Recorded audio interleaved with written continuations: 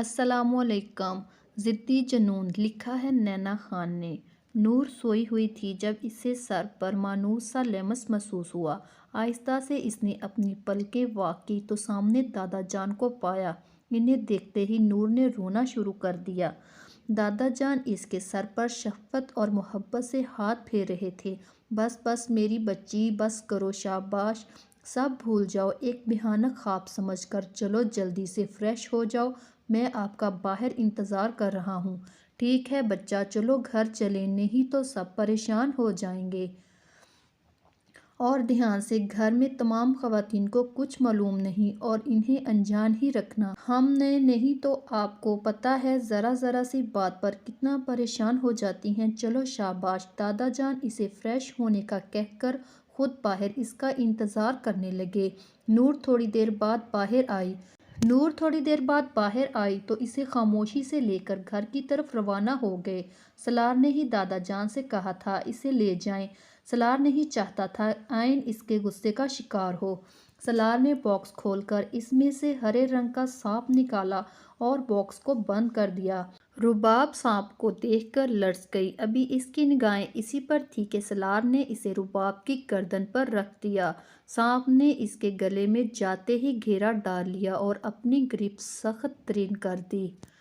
रुबाब का सांस लेना दोभर हो रहा था। बंद होती सांसों के साथ इसने सांप को हटाने के लिए हाथ बढ़ाया तो सलार ने इसे रोक दिया। अगर तुमने इसे हाथ लगाया तो ये तुम्हें काट लेगा और फिर 2 सेकंड के अंदर अंदर तुम मर जाओगी। सफाकियत से सलार ने इसकी तनबीह करना ज़रूरी समझा। रुबाब के हाथ वहीं ठहर गए। आंसू भरी आंखों से वो इसे देखने लगी। इसकी आंखों में मौजूद सवालों और बेचारगी को देखते हुए तंजिया मुस्कुराहट भरी और कदरे आगे हो झुकते हुए इसने वहशत से भरपूर खौफनाक आंखों से इसकी आंखों में देखा। आइंदा आयन से दूर रहना, चबा चबा कर कहा गया। आइंदा तुम्हारी वजह से वो किसी मुसीबत में आई तो इसे तुम्हारे हल्क में डाल दूंगा और निकालूंगा भी नहीं।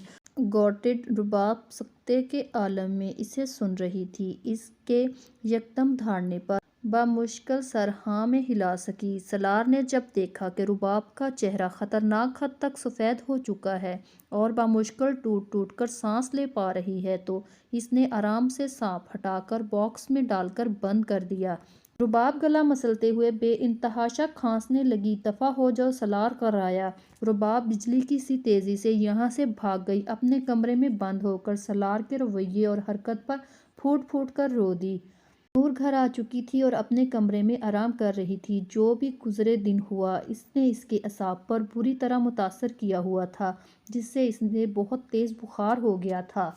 डॉक्टर ने इसे नींद का इंजेक्शन लगा दिया था और इसे आराम करने का कहा था। इससे ये बिल्कुल ठीक हो जाएगी। कितना पढ़ती है ना मेरी बच्ची, इसलिए बीमार हो गई। इसे कितना कहती हूँ कि कभी आराम भी कर लिया करो, मगर नहीं, कहाँ सुनती है ये लड़की। शुमाइला बेगम ने परेशान कुन लहजे में इसके सर पर हाथ फेरते हुए कहा, जो पीला हो चुका था। ठीक कह रही हो शुमाइला, मुझे तो लगता है इसे किसी की नज़र लग गई है। हमें इसकी नज़र उतारनी चाहिए। हुरम बेगम भी नूर को लेकर बहुत टेंस थी।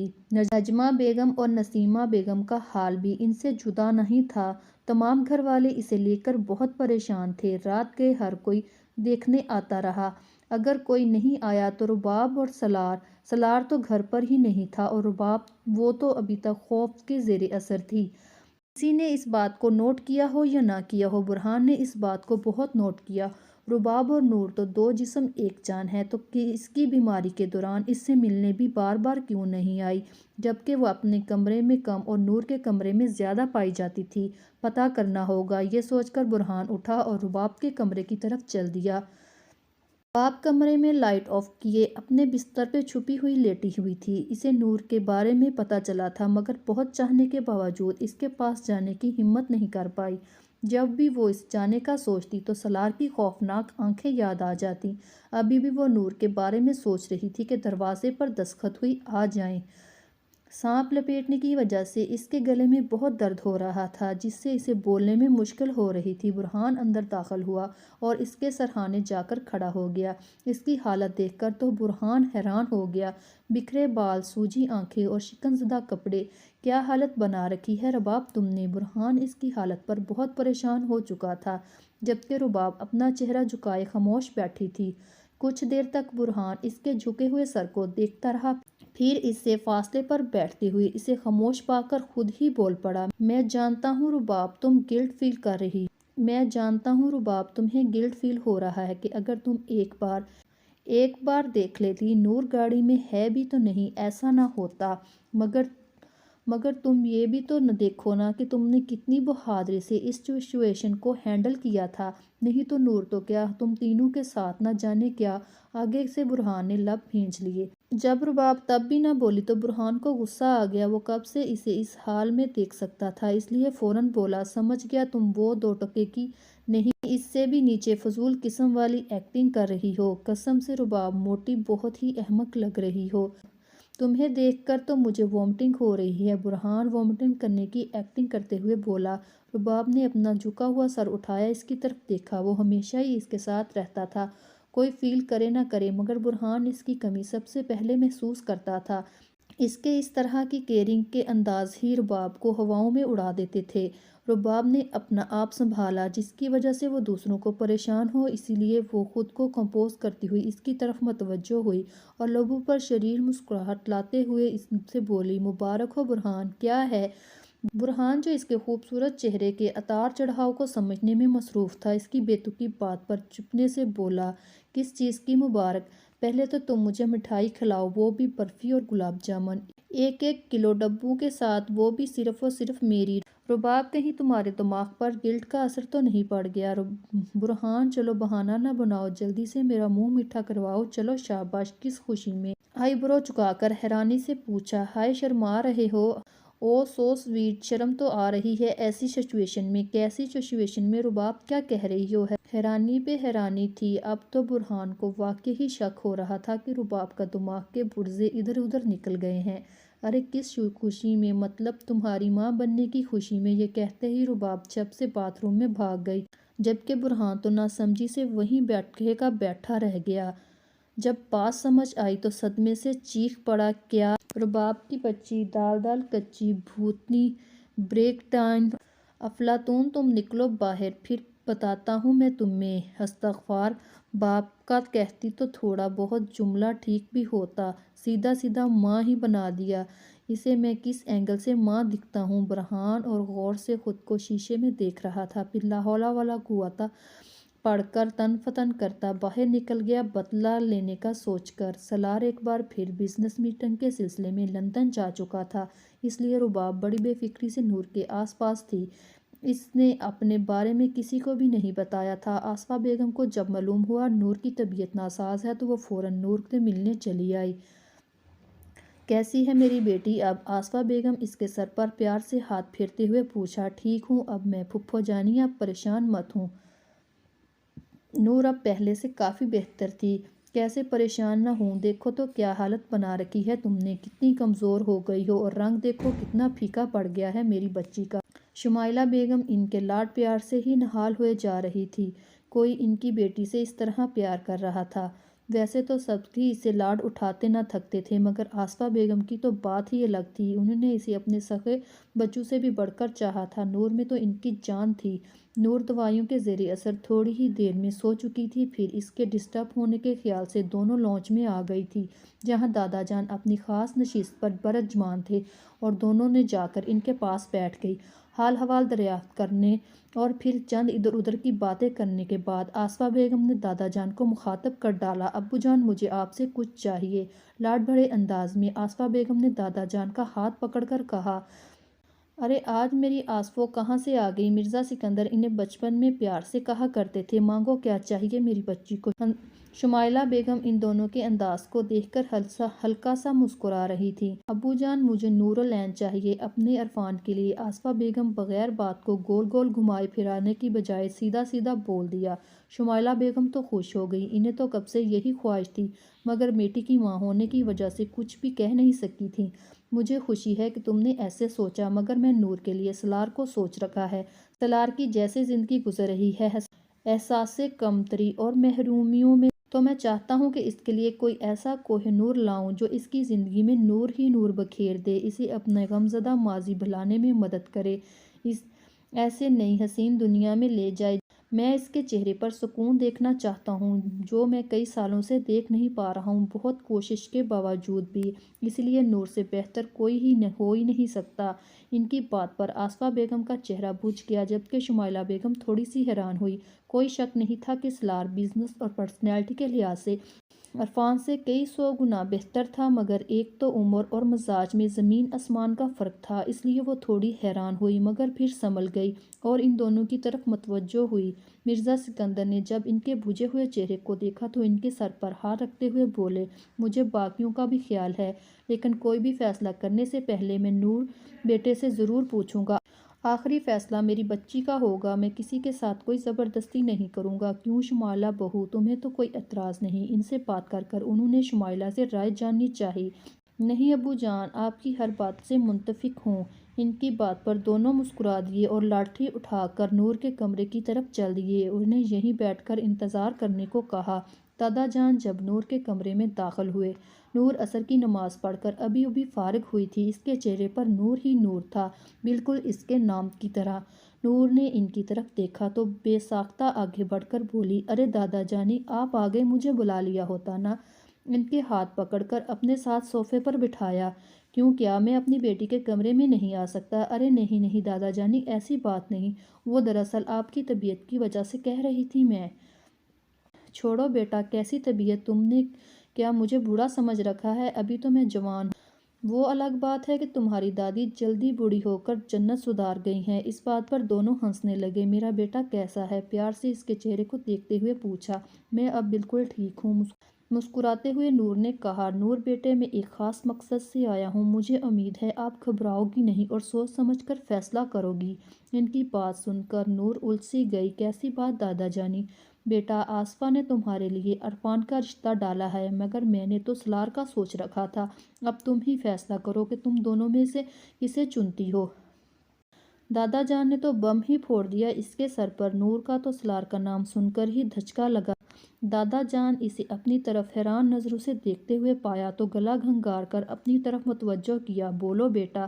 جب کچھ سمجھ نہیں آیا تو نور یکدم سے بولی، دادا جانی ابھی تو میں پڑھ رہی ہوں۔ تو پھر؟ یہ کہہ کر نور خاموش ہوگی اور بیچارگی سے دادا جان کو دیکھنے لگی۔ او بیٹا جانی، اس میں تو کوئی پریشانی کی بات نہیں بیٹا، ابھی تو صرف نکاح ہوگا، پھر رخصتی آپ کی پڑھائی مکمل ہونے کے بعد جب کہیں گی۔ اب نور کیا کہتی، کبھی نہ کبھی تو یہ سب ہونا ہی تھا۔ تو جی ٹھیک ہے، آہستہ آواز میں کہا۔ شاباش میرا سمجھدار بچہ، اب یہ بھی بتا دو، میں آصفہ کے لیے ہاں سمجھوں یا پھر سلار کے لیے؟ امید بھری نگاہ ڈالی۔ سلار بھائی تو کبھی نہیں، میں ان کے ساتھ نہیں۔ نور نے بے ساختہ جھنجھری لی۔ وہ دادا جانی، آپ آصفہ پھپھو کو ہاں بول دیں۔ سر جھکا کر دادا جان کو اپنا جواب سنا دیا۔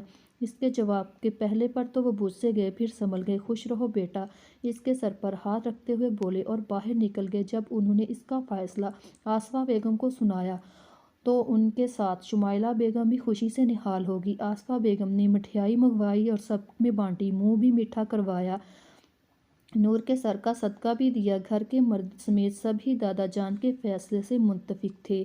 ینگ پارٹی تو نور کے کمرے میں دھابا ہی بول دیا اور نور کی تو وہ کھچائی کی کہ نور کا تو گھر سے بھاگ جانے کا جی چاہ رہا تھا۔ رباب نے کچھ زیادہ ہی اس کے پیچھے پڑ گئی۔ جب بات برداشت سے باہر ہو گئی تو باتھ روم میں بھاگی اور خود کو بند کر لیا اور اپنے سر چہرے پر ہاتھ رکھ لیا۔ جب اس کی اس حرکت پر فلک شکاف کہہ کے ابل پڑے۔ سلار جب میٹنگ سے نپٹ کر آرام کرنے کی غرض سے گھر پہنچا تو ایک بری خبر اس سے بے صبری سے انتظار کر رہی تھی۔ سلار نے کوٹ اتار کر دور اچھالا اور ٹائی کی ناٹ ڈھیلی کی۔ اس کا فون رنگ کر گیا۔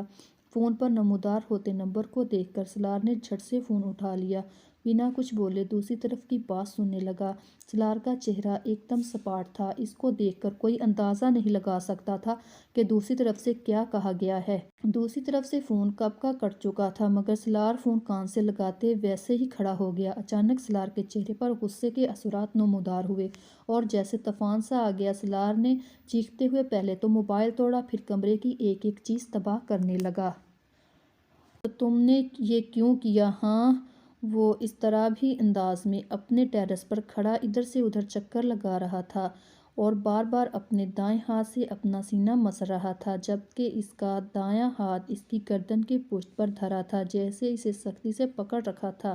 ایک عجیب سی جنونیت تھی اس کے انداز میں، پہلی نظر پڑنے پر وہ کسی اور ہی جہاں کا باسی معلوم ہوتا تھا۔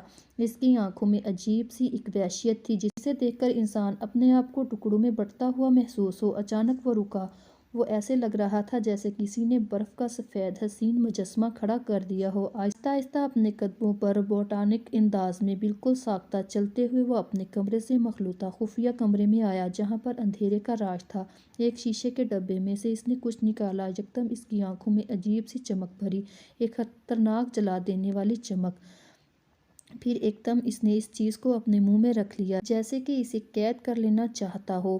اپنے اندر سختی سے پیوست ہونٹوں کو وہ شیشے میں دیکھ رہا تھا۔ اس کی آنکھوں کی چمک ایک دم سے بڑھ گئی۔ وہ بنا آواز کیے وہ اپنے خیالوں میں اس ہستی سے مخاطب تھا جو تھوڑی دیر قبل اس کے اضطراب کی وجہ تھی۔ ایک دن تم بھی اسی طرح میری قید میں ہوگی، میرے پاس، میرے جہاں میں، صرف اور صرف میرے جہاں میں، کیونکہ تم میرے عشق کا جنون ہو اور میرے جنون کو تم سے ضد ہے تمہیں پانے کی۔ اس کی گردن غرورانہ انداز میں ایک دم تنی ہوئی تھی۔ وہ چیز اس کے منہ میں مچل رہی تھی، تڑپ رہی تھی، مگر کوئی فائدہ نہیں۔ وہ ایک وحشی انسان کی قید میں تھی، مگر اس انسان کو اس سے کوئی ہمدردی، کوئی ڈر محسوس تک نہیں ہو رہا تھا۔ مگر وہ آخر کیا چیز تھی؟ وہ چیز تھی بچھو۔ سالار اپنے آپ کو اب قدرے سنبھال چکا تھا۔ اس کے چہرے پر ہمیشہ والی سرد مہربانی در آئی تھی۔ اس نے انٹرکام پر نادر کو کہا، اس کی فلائٹ کی ٹکٹ بک کروا دے آج رات فوراً، اور ساتھ ہی سختی سے آرڈر دیا کہ اگلی بار وہ یہاں آئے تو کریم یہاں موجود نہیں ہو۔ میری تو کیا کسی کی جگہ بھیک مانگنے کے قابل تک نہیں رہے گا۔ سالار شجاعت کی دنیا میں آتے اور جاتے سالار شجاعت کی مرضی سے ہیں۔ نادر اب بھلا کیا کہہ سکتا تھا سوائے کریم کی درگت بنتے ہوئے دیکھنے کے۔ بے شک وہ چھٹیاں لے کر گیا تھا، ابھی بھی وہ چھٹی پوری نہیں ہوئی تھی۔ سالار اسے واپس بلا رہا تھا اور پتہ نہیں چھٹیاں بھی کیسے دی تھی اسے۔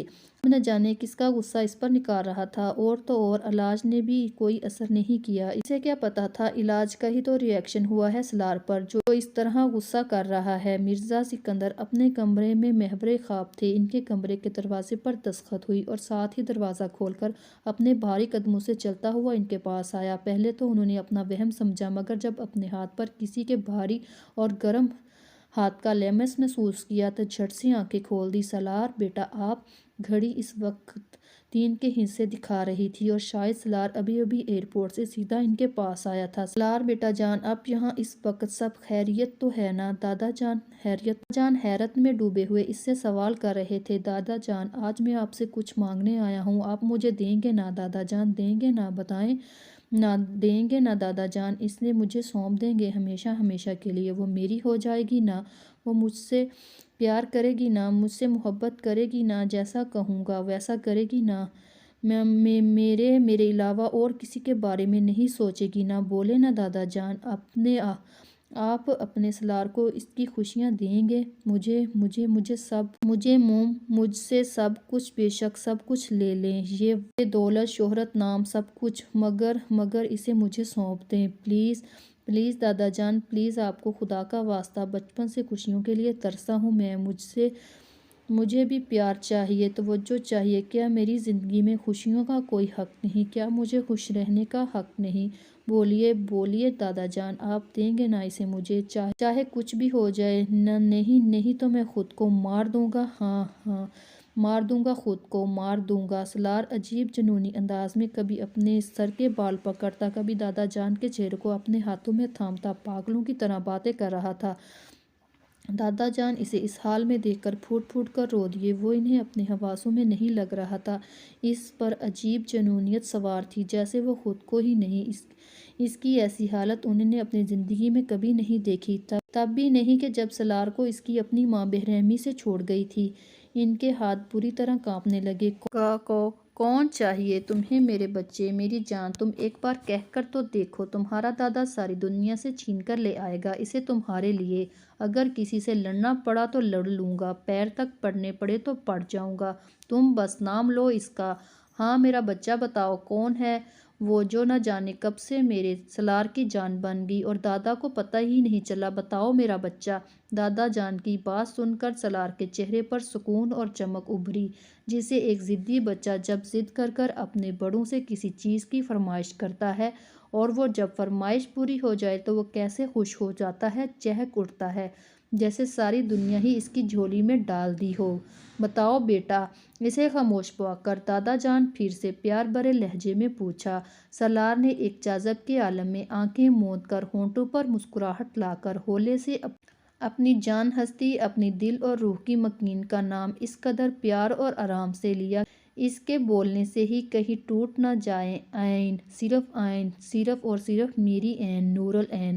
نور کا نام سن کر دادا جان سخت حیرت میں ڈوبے اور پھر سے حیرانی ملی کیفیت سے پوچھا، یہ ہماری نور، مطلب نور العین تو نہیں؟ یکدم سالار سخت لہجے میں دھاڑا۔ پہلے والی نرمی اور شگفتگی جاتی رہی۔ وہ صرف میری ہے، صرف اور صرف میری سالار شجاعت کی۔ وہ کسی کی بھی نہیں، کسی کی بھی نہیں ہے نا دادا جان؟ ہاں میرا بچہ، وہ صرف تمہاری ہے اور صرف تمہاری، صرف اور صرف میرے سالار کی عین، صرف اور صرف سالار شجاعت کی۔ تم جاؤ، بے فکر ہو جاؤ، میں کل ہی تمہاری عین کو تمہیں سونپ دوں گا۔ سالار کا ماتھا چومتے ہوئے انہوں نے اسے یقین دلایا۔ ان کی بات پر سالار پرسکون ہوتا ہوا اٹھا اور اپنے پورشن کی طرف چل دیا۔ اس کے کانوں میں دادا جان کی بات کی باشکت ہو رہی تھی، تمہاری عین سونپ دوں گا۔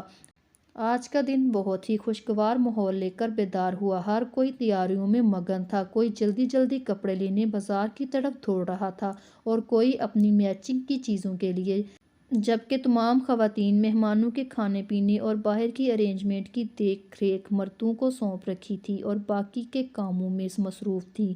کوئی کمی پیشی نہ رہ جائے، ہر کوئی ادھر سے ادھر دوڑ رہا تھا کیونکہ اس گھر کی سب سے چھوٹی اور لاڈلی بیٹی کا نکاح تھا آج۔ دادا جان نے آج صبح صبح ہی تو ناشتے پر یہ خبر سنائی تھی، آج نور کا نکاح ہوگا، جو تیاریاں کرنی ہیں وہ کر لیں اور نور کا سارا سامان اس کے روم میں پہنچ جائے گا تو اس کے لیے پریشان ہونے کی ضرورت نہیں۔ یہ کہتے ہی دادا جان بنا کسی کی طرف دیکھے اٹھ کر اپنے کمرے کی طرف چل دیے۔ باقی سب تو بے حد حیران تھے کہ ابھی تو بات پکی ہوئی تھی اور آج ہی نکاح، مگر پھر کسی نے بھی خوشی میں زیادہ نہیں کریدا اور تیاریوں میں جٹ گئے تو پھر تو سمجھو بھگدڑ مچ گئی خواب جہاں میں۔ حیران تو نور بھی بہت تھی۔ سالار نے جب سنا تو اس کی خوشی کا کوئی ٹھکانہ نہیں تھا، وہ زمین پر ہی نہیں ٹک رہا تھا۔ اس نے لندن فون کر کر نادر سے پورے گھر کو سجوانے کا کہا، ان سب کو تیار ہونے اور شادیانے بجانے کو کہا اور ساتھ ہی حکم دیا کہ باقی سب لازمی ہونا چاہیے کیونکہ سالار شجاعت کی سانسیں ہمیشہ ہمیشہ کے لیے اس کے پاس آ رہی ہیں، ہمیشہ کے لیے۔ تمام تیاریاں ہو چکی تھی، رباب نور سے دور دور تھی۔ اسے جب پتہ چلا سالار گھر ہی پہ ہے تو وہ احتیاط برت رہی تھی۔ نور کا ڈریس آ چکا تھا جسے دیکھ کر سب حیران اور ستائش بھری نظروں سے دیکھ رہے تھے، پسند کو سہرائے جا رہے تھے۔ ارے واہ نور، عرفان بھائی کی پسند تو واقعی ہی لاجواب ہے۔ کریم رنگ کی خوبصورت ویڈنگ گاؤن کو دیکھ کر میشا چہکتے ہوئے بولی، جو کہ نکاح کی مناسبت سے تھوڑا ہیوی پر بالکل پرفیکٹ لگ رہا تھا، لیکن میں پہنوں گی کیسے؟ یہ تو کتنا بھاری ہے اور بڑا بھی، میں تو گر جاؤں گی۔ نور نے کبھی اس طرح کا ڈریس زیب تن نہیں کیا تھا، اس لیے وہ پریشانی سے منہ بسور کر معصومیت سے بولی، کہیں وہ گر ہی نہ جائے۔ ارے عینی یار، تم کیا پریشان ہو رہی ہو؟ دیکھو جیجو ہے نا، تمہاری لحاظ سے میچنگ حجاب بھی بھیجا ہے۔ اگر تمہیں گرنے کی اتنی ہی ٹینشن ہو رہی ہے تو فکر مت کرو، جیجو ہے نا وہ تمہیں پکڑ لیں گے۔ ہا ہا ہا۔ نور کی دوستیں بھی آ گئی تھیں اور اپنی شوخیوں اور شرارتوں سے نور کو شرم سے پانی پانی کر رہی تھی۔ چلو بھی نکلو سب، مت کرو تنگ میری گڑیا کو، آج کے لیے اتنا ہی کافی ہے۔ رخصتی کے لیے بھی بچا کے رکھو۔ میں نور کو تیار کرنے لگی ہوں، چلو شاباش باہر جاؤ، مجھے کوئی بھی اندر نظر نہ آئے۔ نور کی شرم سے سرخ چہرے اور رونی صورت کو دیکھ کر میشا کو اس پر ترس آ گیا۔ اس کی مدد کی غرض سے انہیں فوراً رفو چکر کیا کہ کہیں ایسا نہ ہو کہ نور بے ہوش ہی ہو جائے۔ سب کو نکال کر اس نے روم لاک کر دیا اور پھر نور کے پاس آئی۔ ویسے ایک بات ہے، تم اتنا بھی صرف نکاح کے وقت پر شرما رہی ہو تو رخصتی کے وقت تو آپ بھی۔ نور نے چشمگین اور ناراض نظروں سے میشا کی طرف دیکھا تو میشا کھلکھلا کر ہنس پڑی، خود پر بمشکل کنٹرول رکھ کر کانوں کو ہاتھ لگا کر معذرت کی اور نور کو سنوارنے میں جت گئی۔ باہر مہمان آ چکے تھے۔ دادا جان سالار کے کہنے کے مطابق مردوں کا انتظام الگ کیا گیا تھا، جہاں تک کہ ظفر اور برہان کی بھی پابندی لگا دی تھی۔ دادا جان ان دونوں کو کبھی کہاں بھجواتے تو کبھی کہاں۔ اب وہ انہیں کیا کہہ رہے وہاں نہ جانے دے جہاں نور ہو۔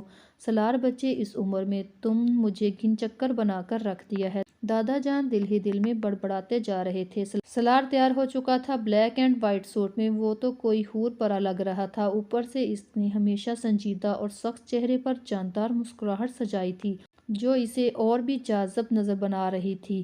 ابھی وہ اپنے پورشن میں تھا۔ اس نے اپنے پورشن کو خوب سجایا تھا اور سارے کے سارے خواب جہاں کو بھی اس کا بس چلتا تو شہر کو ہی سجوا دیتا۔ آخرکار وہ وقت آن پہنچا تھا جس کا سالار کو شدت سے انتظار تھا۔ وہ بہت زیادہ خوش تھا کہ فائنلی آئین کو اپنی دنیا میں لے کر جا رہا ہے، جہاں وہ صرف آئین کا اور سالار کی آئین ہوگی، جہاں وہ صرف ایک دوسرے کے لیے ہنسیں گے، ایک دوسرے سے پیار کریں گے، ایک دوسرے کا خیال رکھیں گے، کسی کو بھی اپنی زندگی میں مداخلت نہیں کرنے دیں گے۔ عین آج تک تم نے صرف میرا سخت روپ دیکھا ہے نا؟ میں جانتا ہوں اس دن میرے سخت رویے کی وجہ سے تم مجھ سے منتفر ہو چکی ہو، مجھ سے ڈرتی ہوگی، لیکن کوئی بات نہیں، میں تمہیں اپنی محبتوں کا ایک ایسا نایاب روپ دکھاؤں گا کہ تم بوکھلا جاؤ گی اور پھر مجھ سے محبت کرنے لگ جاؤ گی۔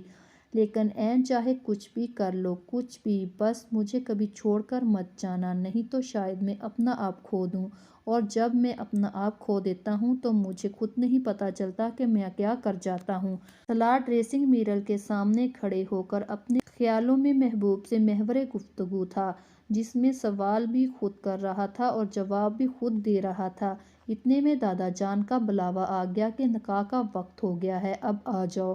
سالار ایک نظر خود پر ڈال کر کوٹ درست کرتا نیچے ہال میں چل دیا جہاں نکاح کا انتظام کیا گیا تھا۔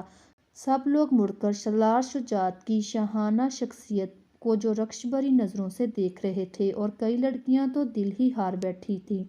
کب کا کسی اور پر اپنا دل تو کیا اپنا آپ نچھاور کر چکا تھا۔ نور اپنے کمرے میں تھی۔ سالار کو دادا جان نے اپنے پاس بلایا اور مولوی صاحب سے نکاح شروع کرنے کو کہا۔